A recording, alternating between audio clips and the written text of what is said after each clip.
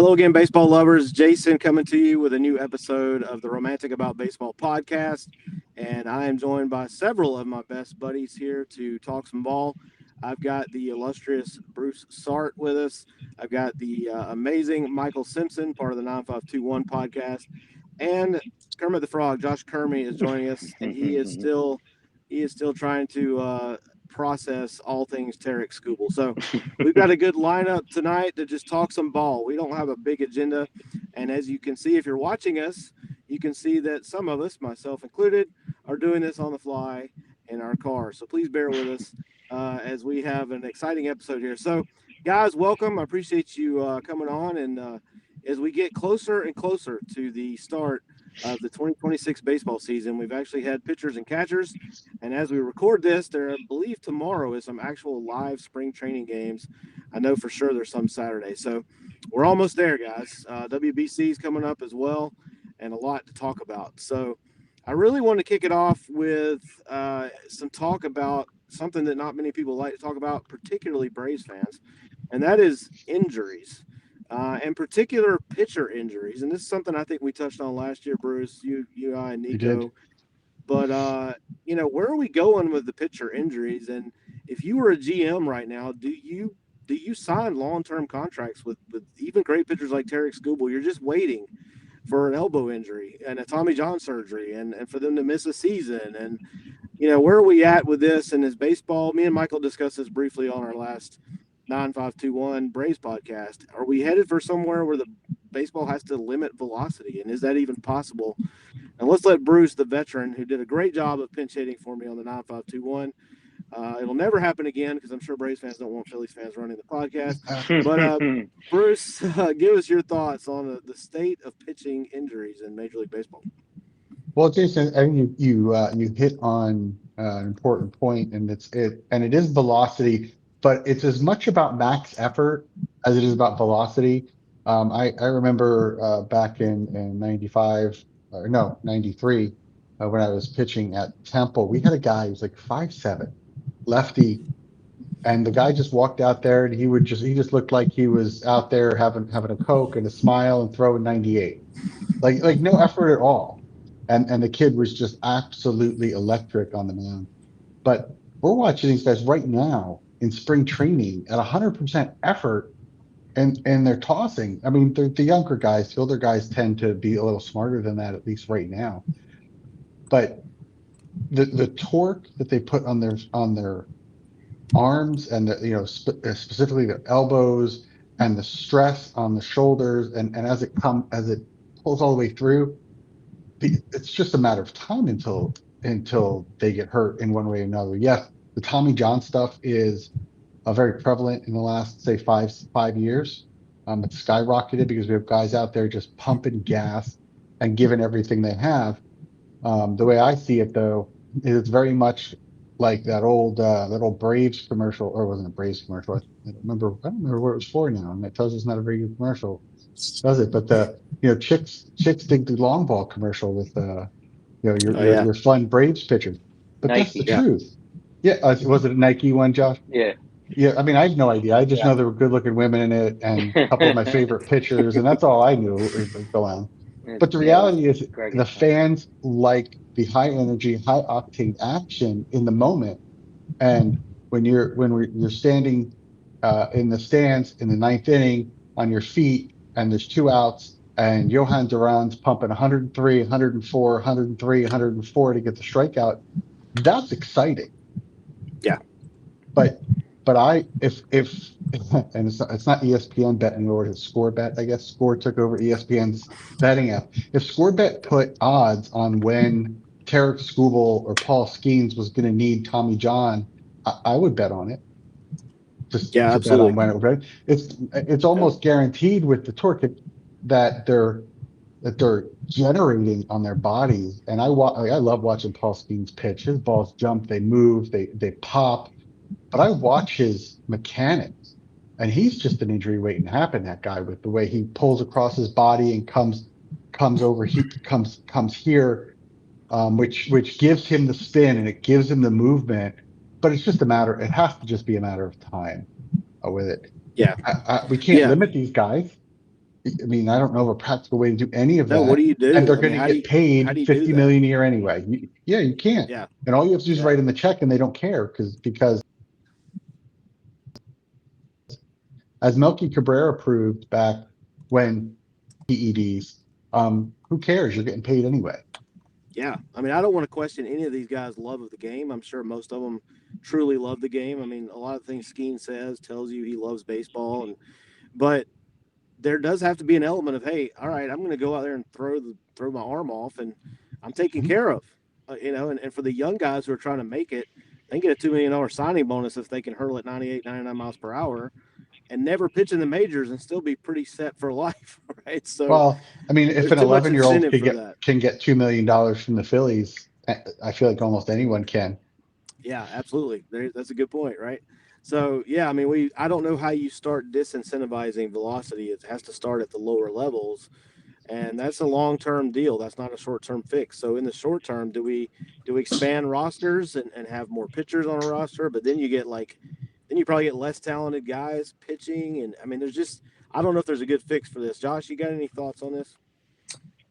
I don't know if I necessarily have a fix. I mean, it's just been obvious that over the years that velocity, you know, and speed has been there's been just an absolute precedent on that for, I mean, from scouting and just up to get guys getting in the big leagues. To your point, like that's what's going to get them there. They're going to focus on throwing trying to throw that thing triple digits. I mean, I'm actually, right now I'm reading, just quickly looked up something because I remember actually I had read it in my life from Baseball America that in 2025 the average four seamer was 94.3. In 2008 it was at 91 point. In 2008, I'm sorry, I don't know what I said, but 2008 it was 91.4. Mhm. So I mean, in less than 20 years, that's 3 miles an hour, which doesn't sound like much, but for an average, and you're talking about No, overall that's a across huge all. I difference, mean, Josh. That's I a mean, huge yeah, difference. it is. Yeah, I mean, it's just astronomical difference to go up 3 miles an hour in less than 20 years, and that's from Baseball America, so good source. But um, I mean, the game itself, it obviously even from the offensive side has changed dramatically. There used to be sack bunts, stealing bases. Stealing bases has came back with some, obviously with some things that rule changes with only the two pickoffs, larger bases, and things like that. But I mean, pitching it wasn't about. I mean, Oral Hershiser, Jack Morris. I mean, those guys didn't go out. I mean, they went out there and threw 130 pitches, but they didn't try to strike everybody out. yeah, They didn't walk anybody. They pitched to contact. I mean, but that's not what is coveted anymore. yeah. It's it, and it's even an interesting thing because it's like, okay, we want to strike everybody out, and also, okay, on the hitting side, as long as if you hit home runs, we don't care if you strike out. Right. Yeah, I mean, I think a good example, guys, in the offseason, look who was one of the last free agent hitters to sign. It was Luis Arias, right? He's a Tony Gwynn, a mini Tony Gwynn Right. clone, and that's not valued in today's game. And would Tony Gwynn have value in today's game? We consider him one of the Well, greatest of all time. I, I do. I think Tony You Gwynn know, did a few things Luis Ariz doesn't do. Tony Gwynn could run the bases. Tony Gwynn, true. while Could he didn't field. hit a lot of home runs, he had a good number of extra base hits. Ariz is a singles machine who clogs the bases. So Yeah, I think that's part of I think that takes the shine off of that 300 average every year plus average he has pretty much definitely. annually. If he was a doubles machine, I think Yeah. maybe we'd be talking a little bit different about him. That's a good point, Right. Mike. As a Braves fan, obviously the injuries to Schwellenbach and now Waldrop, it's putting a Yeah. damper on our spring. We haven't even got to, as you said on our podcast, you said we haven't got the games that count. I said, heck, we haven't got the games that don't count yet, and we've got two of our starters out. So, Mike, any extra thoughts from what we talked about the other night on this pitching injury situation? Well, I'll just kind of repeat what I said on ours, which is, I understand that they want to get to the majors, and to do that you're going to throw gas, but you need to learn to pitch too, because otherwise you're going to blow your elbow out every single time. Like it's people are going to have 2, 3, 4 year careers and blow blow out their elbow and then have to have Tommy John, and then maybe they come back from it, maybe they don't, and then they have to learn to pitch. So like, why not start from the beginning, learning to pitch, so you don't have to worry about going out for a year with Tommy John. Well, let's Yeah, think about that. That's a really good point, Michael. So you got 2, 3, 4, maybe 5 year careers, but let's stop there for a second. Tarek Skubal's going to get an enormous contract after how many seasons? 7. Is he up to? Is it 7? I thought He's it been with the was Tigers for 5. 7. Well, he's been But with the Tigers for 7 years. I guess you're talking about like total full in the major leagues is a little yeah, different. no, But yeah. Big league seasons, big league innings. Those are the only ones that matter. But the reality is, the short term, they get paid for short term performance now. They don't get paid for the 10-year performance. They get the 10-year contract, and nobody cares what's going to happen in year 7, 8, 9, and 10. Yeah. Nobody cares. But we've incentivized that 2, 3, 4 inning pitcher now. Look at Blake Snell. The guy couldn't throw 6 innings. If I don't even have a really good thing to compare it to. The guy can't throw 6 innings continually. He threw 60 innings last year, and his arm is tired this spring. 60. yeah, I mean, because they incentivize these short-term guys, they pay them a ton of money. Instead of saying, I'm sorry, to be a starter, you got to go 6 every time you go out. You got to go 7.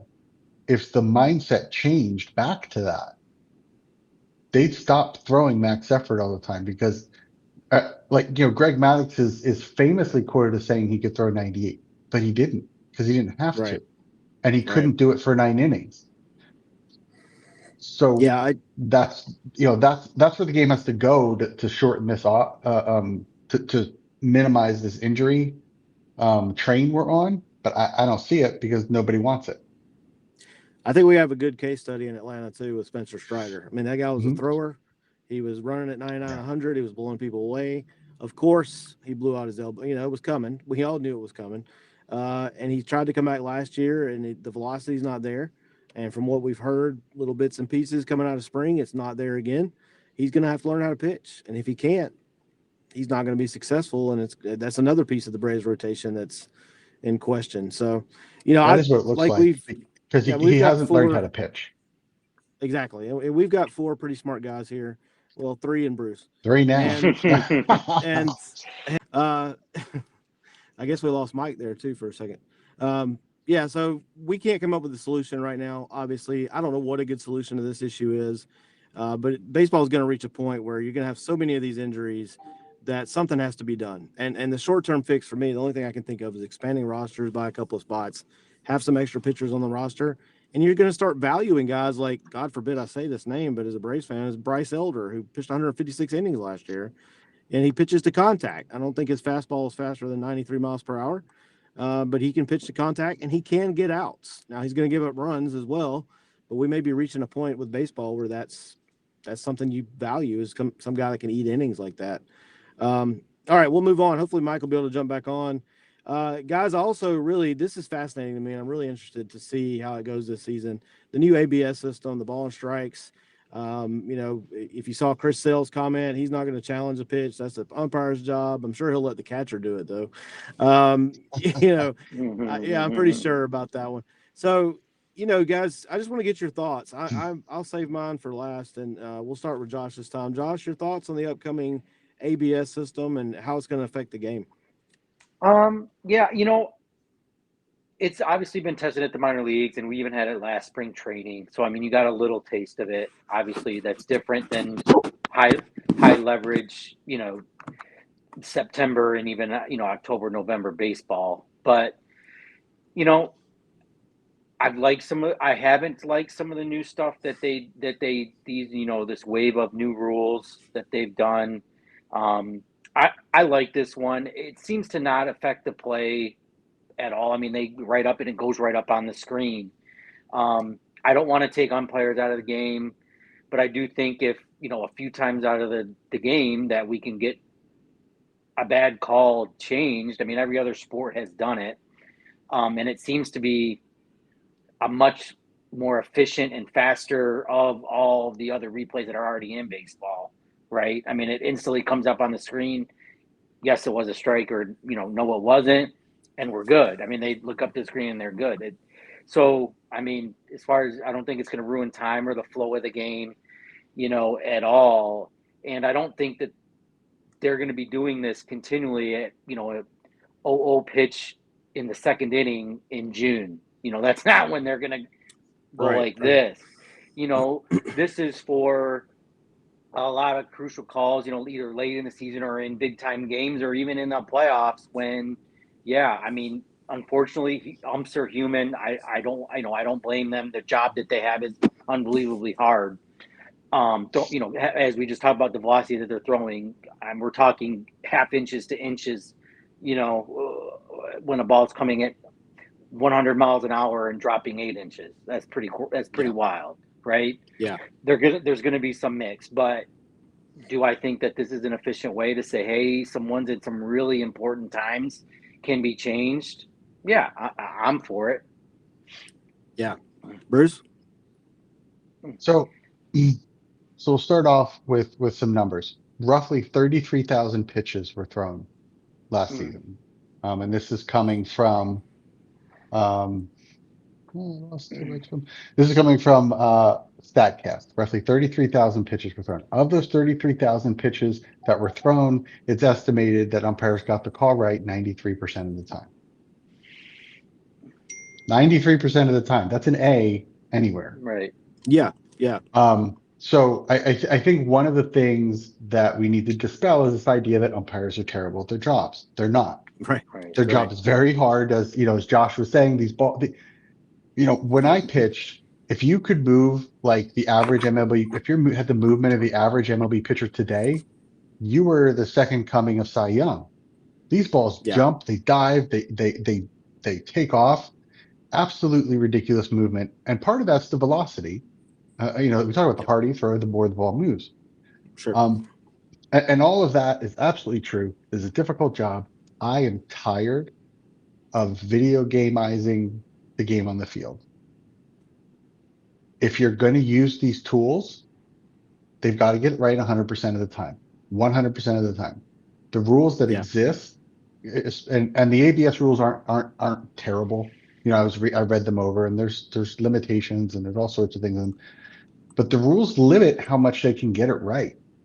Yeah. Between instant replay can't get it right because it doesn't have the opportunity to, which means it really has no value. And ABS is very similar. The value just isn't there. It's solving a problem that doesn't need to be solved. Right. 93% accuracy rate, according to StatCast and Umpire Auditor. These are as good metrics as we can get. 93%. It's a problem that doesn't need to be solved. It's very quick, as Josh alluded to. You tap the hat, you wait maybe, 1-2 seconds, boom, it comes up on the screen. It still stops the game. It still stops the game. It's an interruption in a game that they told us is too slow and lacks action and excitement. And they told us to fix that. They were going to put in a stupid pitch clock so that we didn't have time to go to the bathroom during the game. Instead of shortening the commercial breaks, they put in a pitch clock. Yeah. So, again, I go back to this idea that celebrate and elevate, or elevate and celebrate. Throw 98 miles per hour every time you're out there. We can do instant replay and we can do ABS, but don't bring an iPad into the dugout. Yeah. It doesn't make sense. I don't hate ABS. I don't like it. I don't like the idea of it. I don't need any more interruption to the organic game that occurs on the field being played by human beings who are fallible and make mistakes. And it's always been part of the game. Always been part of the game. Yeah, so I agree with a lot of what you just said. I'm not against it per se. My thing with instant replay in general, you said it, Bruce. Like if you're going to do it, and this goes for all sports, because none of the sports get it right.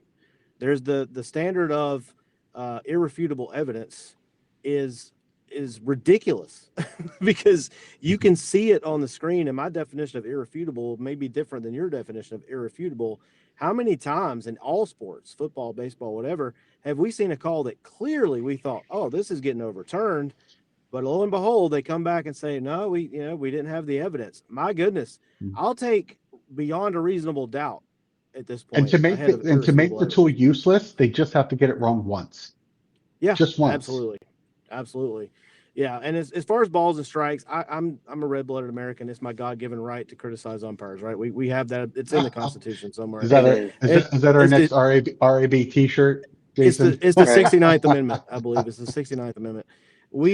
But you're right, Bruce. They really do get it right the majority of the time. And here's the other thing about batters. Batters drive me crazy.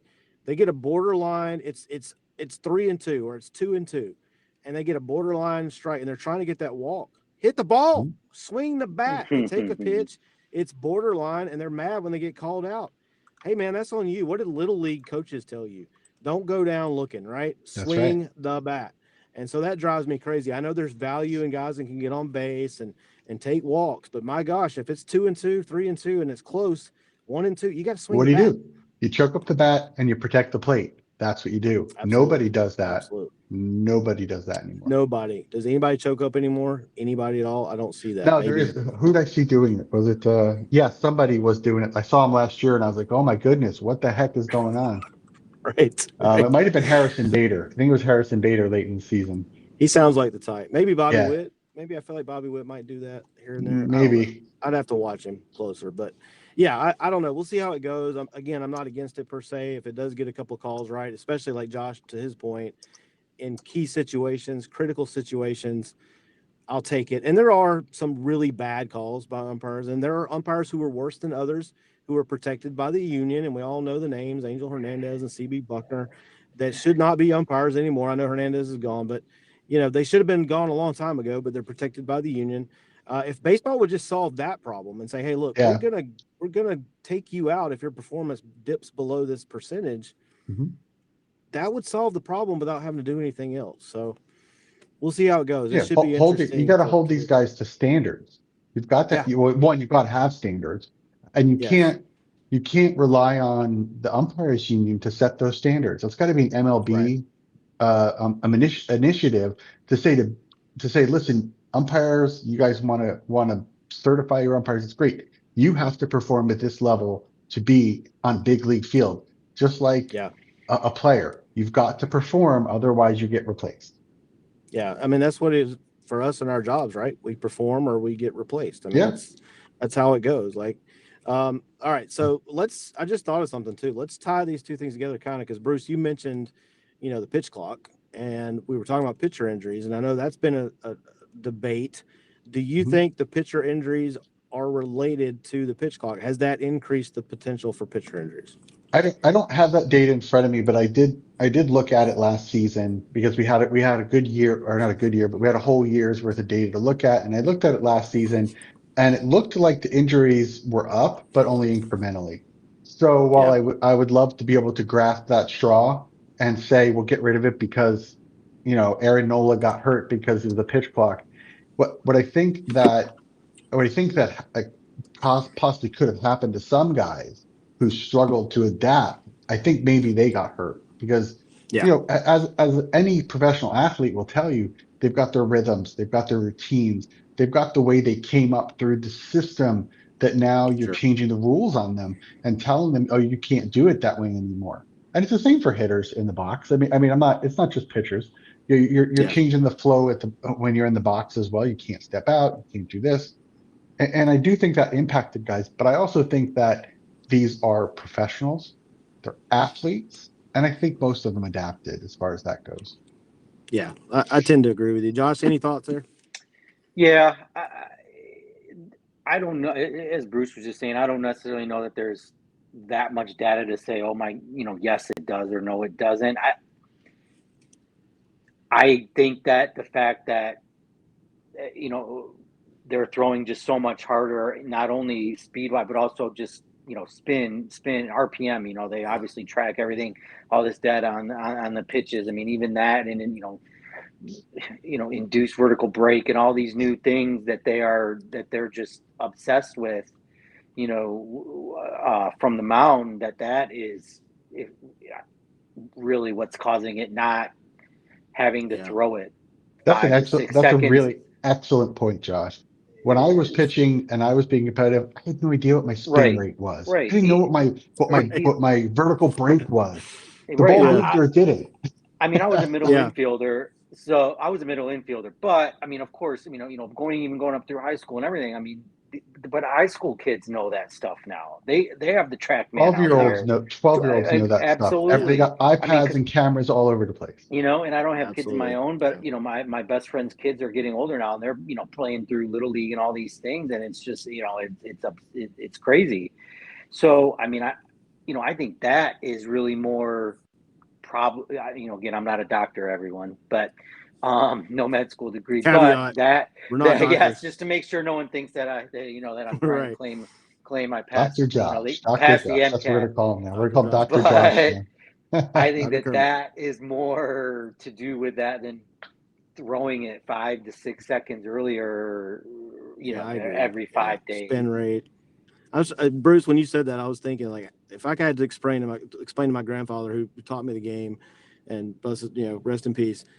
If I talked about spin rates he would be like, "What the Yeah, right. F are you talking about?" And when I was in T-ball, I could see the spin on the ball really easily. I could see that. I could see the threads on the. Okay, guys, it was a joke. As it sat on the tee. Yeah, it sat on the Yeah, you just Right. that just went. But man, I just bombed that one. All right, so I want to talk about one more thing. We're going to keep this episode a little shorter because we all got stuff going. Over under, not even over under. I just read this article before we jumped on the call. Is there any chance that Jazz Chisholm joins the 50-50 club? Any chance at all? I read that. I saw that too. And I'm like, Jazz, pass me whatever you're smoking, my friend. Right. Yeah. What about 40-40? He was 30-30 last year. He's only the third Yankee to ever go 30-30. Could he do Soriano and Bobby Bonds, by the way? Well, okay. Could he do 40-40? If you believe that 30 home run season last year was real, then yes. I don't believe that it was real. Okay. I think it was his peak. He'll regress back to the mean. You know what I always say? Everybody plays back to the back of the baseball card. Plays to the back of the baseball card. And I like Jazz Chisholm. He's exciting, big bold chains. He's fun. Yeah. He's not a 40 home run hitter, right? Yes. He's not. Could he steal 40 bases? Yeah, I agree. Yeah, sure. He's definitely not on base that much. Hitter. No, you got to hit enough. To do that, and he doesn't hit quite that much to do that. True. I mean, his number of hits per season, you compare it to Ohtani, you compare it to Judge. It's just not there. But listen, if he does it, I'll be as happy as anyone else if he does it. But I'll eat some crow, man. I'll do it. I I'll be the first I don't one. see it, man. I don't see it. Yeah, for sure. All right, guys. Hey, shorter episode, but good stuff. Good talk. We're getting closer and closer to actually being able to talk about baseball games. We'll talk some World Baseball Classic. We got spring training coming up. I'm sure there'll be more injuries, unfortunately, to talk about. Maybe by the time we get to opening day, the Braves will actually have an entirely new rotation. Hopefully not. Hopefully not, but we'll see. So yeah, this has been good stuff. I hear Jamie Moyer's available, Jason. Yes, Jamie Moyer's always available. They were actually talking about. I saw something on him today because they were talking about Justin Verlander and obviously where he is to get to 300 wins. Jamie Moyer had like 64-ish or something wins after the age of 43. Mm-hmm. Wow. Yeah. Wow. Yeah, him and Julio Franco are eternally available. If the team needs to add somebody to the roster, right? I feel like Nolan Ryan might could come back and give you a few innings. I mean, who knows? Probably could. Probably could. Yeah. So, hey, guys, great stuff. To all our followers and listeners, thank you for supporting us. We're going to be back to regular, but I will say, I think we're going to have kind of a rotating cast of characters here, guys. It's been me, Bruce, and Nico, but I think given everybody's busy schedules and trying to coordinate everything, get used to seeing Josh and get used to seeing Mike, and we're going to have Nico back, I'm sure. I want to plug Nico. I know Nico's got a new podcast coming of his own called Diamond Talk, so look out for that, all our followers and listeners. We want to support all the baseball content creators and podcasters, so continue to support our United group, our My Sports from Seattle, still celebrating a Super Bowl title out there in Seattle. That's right. Continue to support Rounding Third. I don't know, Bruce, are you guys going to be? I'm going to be on a show with those guys. I'll plug that real quick. We're going to do a season preview. We're going to pick our division winners and award winners. I'm sure I will completely F that up, considering I picked the Rangers to be in the World Series the last 2 seasons. So, well, listen, I was with you last year on that one, Jason. I know. Yeah, so I'm glad I wasn't alone. And our guy Nico did pick the Dodgers, by the way, so we got to give him some kudos there. But yeah, we'll do one of those of our own, guys. We'll do an RAB season preview, do some awards picks, and of course our picks for the World Series and division winners. But just we ask for your support, guys. Continue to share it on all your platforms. Tell your family, tell your friends, tell all your baseball loving pals about the RAB. And until then, we will see you guys at the ballpark.